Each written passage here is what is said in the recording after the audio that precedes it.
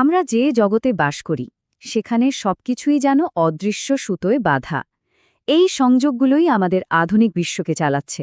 একদম আমাদের পকেটের ডিভাইস থেকে শুরু করে গোটা বিশ্ব সবকিছুই কানেক্টেড।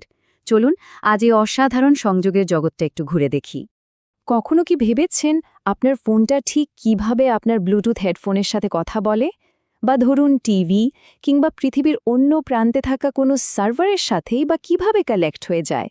এর পেছনের জাদুটাই হলো কম্পিউটার নেটওয়ার্ক, একটা দারুণ শক্তিশালী সিস্টেম যা এই সব কিছুকে সম্ভব করে তোলে। তাহলে এই যে কম্পিউটার নেটওয়ার্ক, এটা আসলে কি? খুব সহজ করে বললে এটা হলো দুই বা তার বেশি কম্পিউটার আর ডিভাইসের একটা গ্রুপ, যারা একে অপরের সাথে কানেক্টেড থাকে। কেন কানেক্টেড থাকে? যাতে ডেটা বা প্রিন্টারের মতো জিনিসপত্র শেয়ার করতে পারে। আমাদের আজকের আলোচনার শুরুটা কিন্তু এখান থেকেই। চলুন আমাদের এই জার্নিটা শুরু করা যাক একদম কাছ থেকে, সবথেকে ছোট আর ব্যক্তিগত লেভেল থেকে। মানে ভাবুন তো, এটা যেন আপনার নিজের একটা পার্সোনাল টেকনোলজির বাবল। তো সবার প্রথমে যে নেটওয়ার্কটা নিয়ে কথা বলবো সেটা হলো পার্সোনাল এরিয়া নেটওয়ার্ক, সংক্ষেপে আমরা বলি প্যান। নামটা শুনলেই কিন্তু এর কাজটা অনেকটা বোঝা যায়, তাই না? এটা তৈরি করা হয়েছে আমাদের নিজেদের ব্যক্তিগত ডিভাইসগুলোকে কানেক্ট করার জন্য। এই নেটওয়ার্কের সবচেয়ে ইন্টারেস্টিং ব্যাপার হলো এর রেঞ্জ বা পরিসর। একটা প্যান সাধারণত 1 থেকে 10 মিটারের মধ্যেই কাজ করে, মানে একদম হাতের কাছে। আমাদের ব্লুটুথ হেডফোন, স্মার্ট ওয়াচ, এই সব ডিভাইসগুলো কিন্তু এই প্যান ব্যবহার করেই কানেক্টেড থাকে। পুরো ব্যাপারটা আমাদের একেবারে পার্সোনাল স্পেসের মধ্যেই সীমাবদ্ধ। আচ্ছা, আমাদের এই পার্সোনাল বাবল থেকে এবার একটু বের হওয়া যাক। চলুন কানেক্টিভিটির পরিধিটা আর একটু বাড়াই। এবার আমরা দেখব আমাদের বাড়ি, অফিস বা কলেজ ক্যাম্পাসের নেটওয়ার্কগুলো কিভাবে কাজ করে। লোকাল এরিয়া নেটওয়ার্ক বা ল্যান নামটা আমাদের সবার খুব চেনা, তাই না? এটা সম্ভবত সবচেয়ে কমন একটা নেটওয়ার্ক।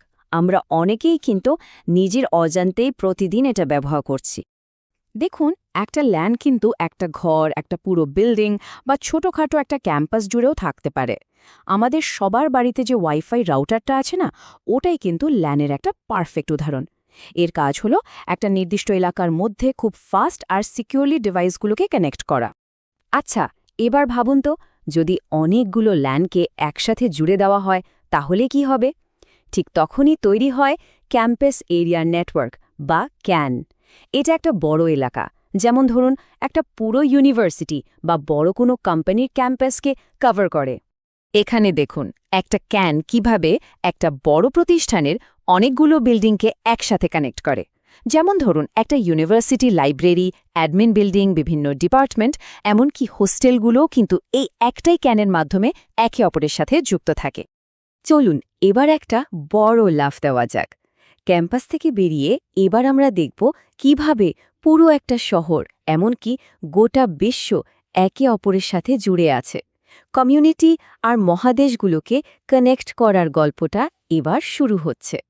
এবারে আসছি মেট্রোপলিটন এরিয়া নেটওয়ার্ক বা ম্যানের কথায়। নামটা শুনেই বোঝা যাচ্ছে এটা পুরো একটা শহর বা মেট্রো এলাকা জুড়ে কানেক্টিভিটি দেয়।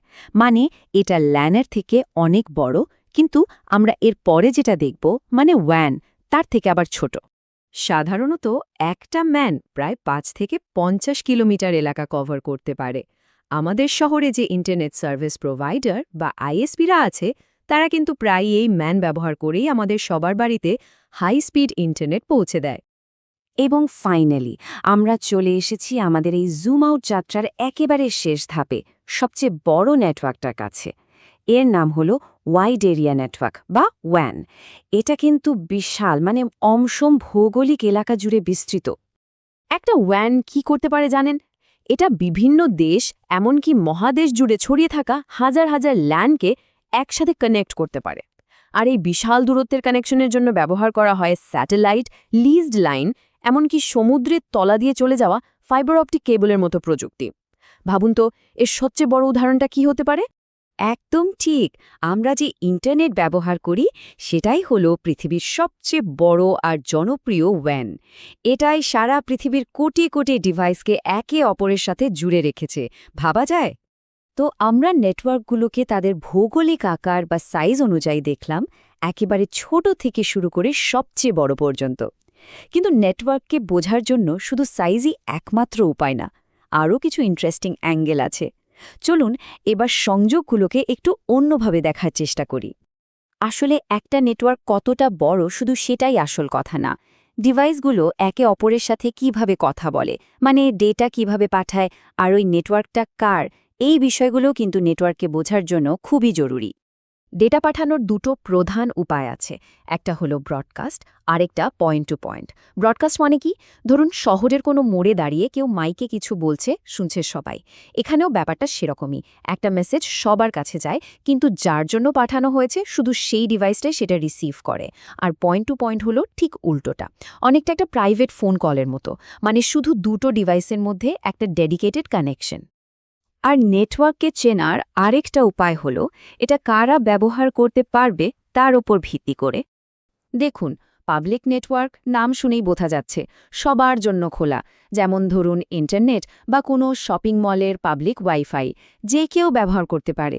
অন্যদিকে আছে প্রাইভেট নেটওয়ার্ক, এটা কিন্তু শুধু নির্দিষ্ট কিছু মানুষের জন্য যাদের অনুমতি আছে, যেমন একটা কোম্পানির ভেতরে নেটওয়ার্ক।